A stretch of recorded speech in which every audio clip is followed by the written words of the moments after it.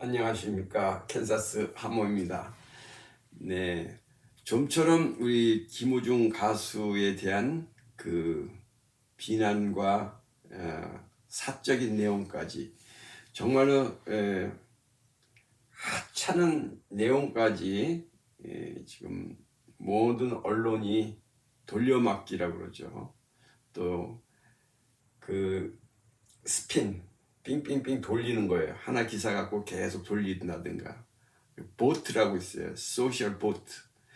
그러니까는 인터넷에서 한번 이게 딱 떠오르면은 그걸 그냥 자동으로 다른 기사하고 김호중과 연결된 기사가 있으면 연결돼 갖고 그걸 계속 돌리는 그런 지금 작업으로 지금 한국 언론이 김호중 가수를 하나의 그 하잘것없는 주제가 하나 떠올린단 말입니다. 예를 들면은 뭐 어제 같은 데 보면은 신문이고 일반 그 기사 그 뭐야 방송이고 말입니다. 뭐 교도소에 있는 식사가 김호중이한테 너무 좋은 것을 제공하는 게 아니냐, 뭐 죄질을 지었는데 뭐 이미 그거는 다 보도가 나가고 그렇게 제가 굳이 그런 예를 설명할 필요조차가 없죠. 그래서 한 기사가 뜨면 거기 열 몇 개가 되는 그 저기 언론 기관에서 쫙 그걸 또 읊습니다. 근데 신문뿐만 아니라 이제 그 예를 들면은 뭐 TV조선이다, 뭐 채널 A다서 뭐 어디서 누가 이렇게 MC나 거기에 패널이 나와서 뭘 한마디를 하잖아요. 그럼 그걸 계속 또 베껴서 계속 돌려요. 그러다 보니까는 한국에 있는 언론은 한마디로 기레기다 뭐 이렇게 얘기들도 하면서 그들의 수준이 얼마나 저기 황당한지를 얘기하는 그 단어가 있는데 그게 바로 황색자가 들어가는 옐로우 저널리즘, 황색 언론이다 이렇게 그거를 지금 고급진 용어로 그렇게 얘기를 하는데 그 황색 언론이라는 그것이 이제 미국에서부터 시작돼서 나온 이야기이지만 우리나라의 그 황색 언론의 바람이 참 너무 세도 너무 세니까 한번 그거에 대해서 오늘 황색 언론이라는 그 개념이 뭔지를 먼저 한번 살펴보겠습니다. 얼마나 이 지금 언론들이 전 세계에서 그 황색 바람이 불고 있는지 이미 오래전부터 그렇게 되었지만은 우리나라의 이 황색 바람은 언론에서 부는 이 황색 바람은 정말 상상을 초월하고 있다라는 것이죠. 오죽했으면 이렇게 황색 언론, 옐로우 저널리즘이라는 용어까지 탄생했는지 한번 보겠습니다.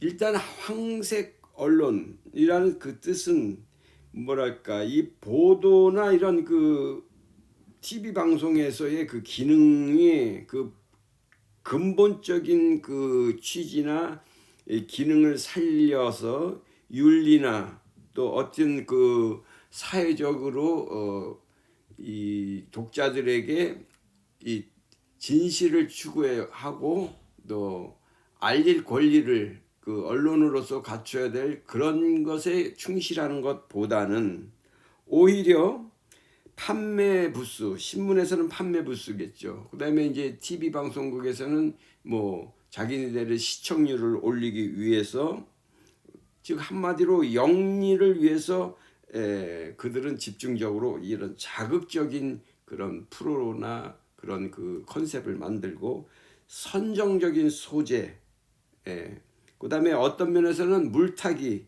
가짜 뉴스라고 비춰주기는 싫으니까 거기에다 약간 팩트를 집어넣고 거기에다가 주변에다가 여러 가지 그냥 잡다한 것을 갖다 섞어서 이런 짜집기 하는 그런 뉴스 이런 것을 보도하는 것에 대해서 그런 언론사들을 비판하는 용어로 황색 언론이다 이렇게 전 세계적으로 이야기합니다. 그러니까 옐로우 저널리즘이다 이렇게 얘기한다는 거죠.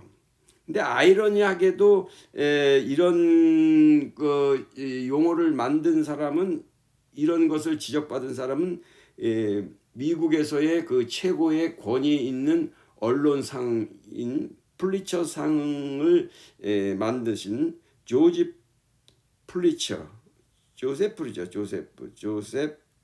플리처에 의해서 이러한 말이 생겨났다, 그렇게 얘기들 한답니다. 네, 그러니까 이 황색 언론 옐로 저널리즘이라는 것은 미국에서 유래했죠. 그런데 그 미국의 언론사, 아주 큰 언론사인 뉴욕 월드라는 그 신문사가 있었는데, 여기에 사장이었던 조셉 플리처가 이런 말을 하면서 이 신문이 어떻게 해야 되느냐 하는 것을 캐치플레이로 이렇게 얘기를 했어요.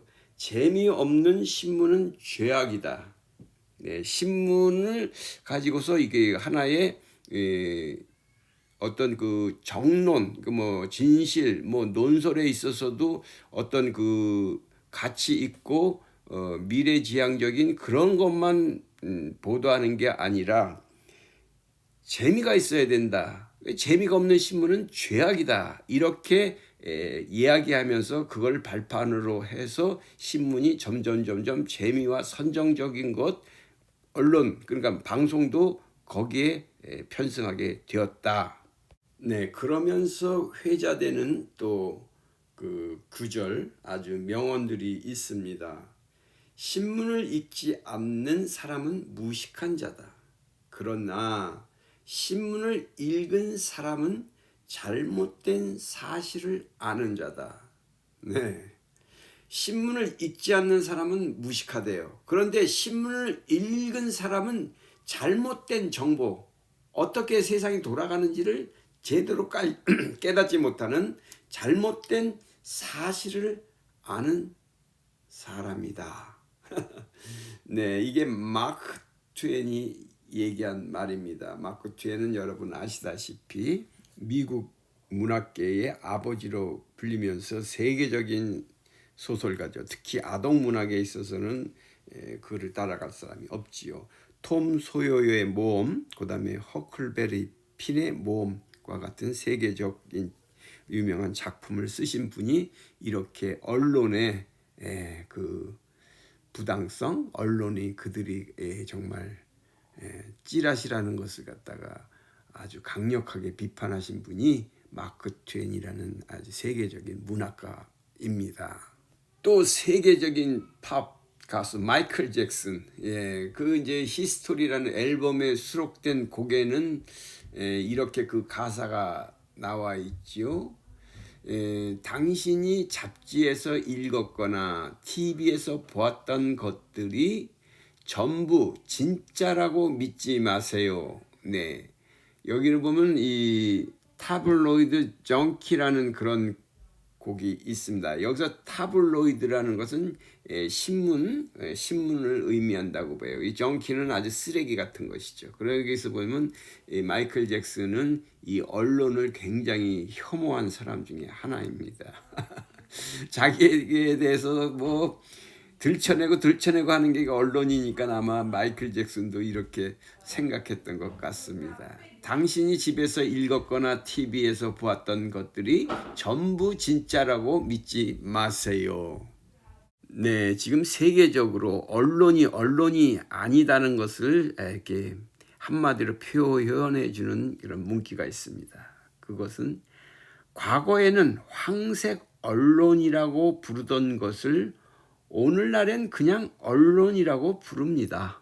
네, 과거에는 그래도 황색 언론과 이 진정한 그 언론이 있었다면 지금은 모든 그 언론들이 TV나 뭐 TV 방송이나 뭐 신문이나 잡지나 모든 것이 다 황색 언론이니까 그냥 다. 네, 이 말을 한 분은 미국의 유명 연예인, 뭐 코미디언도 하시고 TV 쇼에도 자주 출연하고 영화도 나오고 했던 존 스튜어트라는 사람이 이런 말을 했다 합니다. 그래서 일반 대중들은 이 황색 언론, 옐로우 저널리즘을 갖다가 찌라시다, 뭐 가짜 뉴스, 기레기, 뭐 언론 플레이 뉴스 하면서 이야기하고 있지요. 그런데 이 보통적으로 이 황색 언론이 쓰는 그 수법, 그 유형을 볼 것 같으면은 거짓말인데 아주 거기에다가 그럴듯한 팩트를 섞어 놓는 그 대안적인 그 사실을 얘기하고 있고, 순환 이용이라는 것이 있죠. 그 다음에 기만 술책이 있고, 이중 수법, 또 에코 챔버 현상이라고 그래갖고, 에코는 뭐야? 웅왕웅왕, 여기 한 번 말하면 저쪽에서 다시 반응이 오는 그런 거죠. 에코, 산울림 같이 그런 화법이라는 거죠. 에코 챔버라는 건 뭐예요?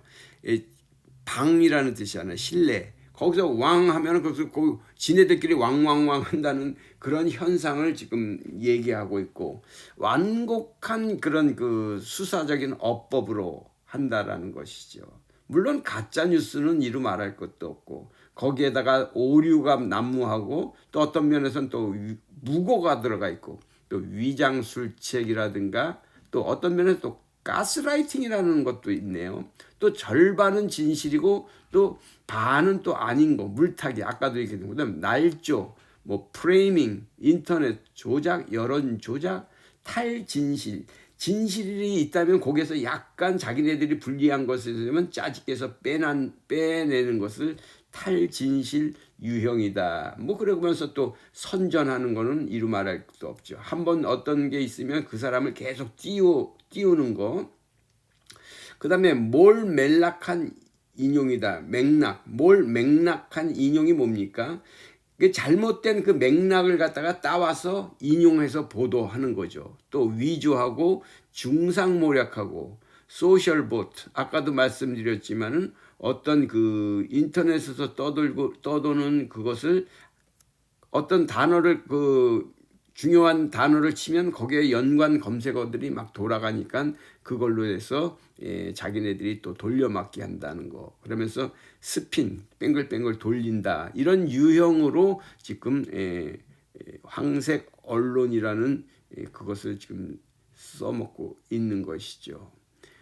그래서 여기에 대한 뭐 유형과 뭐 이런 거는 뭐 이루 말할 수 없는데, 제가 오늘 이렇게 말씀드리고자 하는 거는 오늘도 여전히 김호중 가수에 대한 그 뭐랄까 이중합법, 완곡어법, 찌라시, 그다음에 어떻게 보면 좀 중상모략 같은, 그다음에 스핀, 그다음에 순환 이용이라든가, 어떻게 보면 또 절반의 진실, 이런 걸로 지금 도배를 하고 있다라는 것이죠.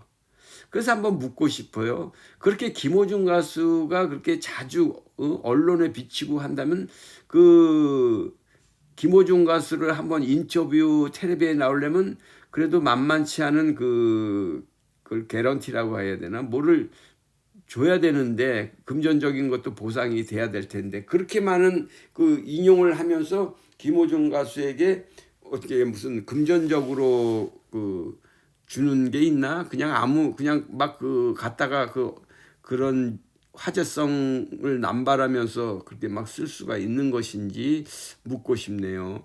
그러면서 자기네들의 그 프로그램의 대부분 시간을 그걸로 할애하니까, 거기에 대해서는 이 언론사들은 그 뭐 김호중 가수에 대해서 그 초상권이나 그 자료를 갖다 정보를 갖다 쓰는데 거기에 대한 그 보상을 해주는 건지 그냥 막 갖다 뭐 유명인이다, 뭐 언론이니까 뭐 공인이다 하면서 막 갖다 쓰는데, 김호중 가수는 공인은 아니에요. 여러분 잘못 알고 있는 거죠. 김진 그 논설위원이 제대로 그거는 짚었던 것 같아요.